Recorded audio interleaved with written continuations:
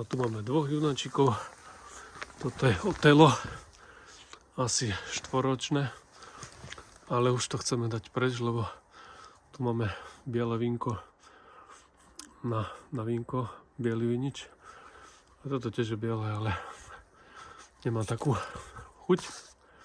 To je, čo má každý Otelo. Otelo nechceme. Otelo máme dve. Ale my si to pustíme na tú ľavú stranu.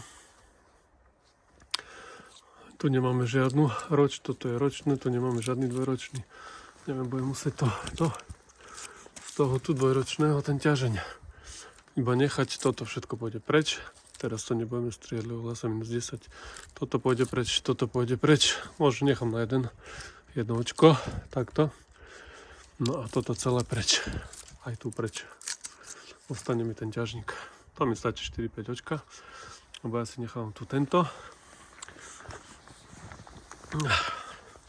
Rulanské biele, krásny vinič, možno 3-ročný. Toto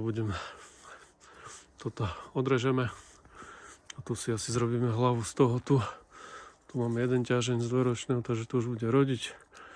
A tuto to asi cvikneme.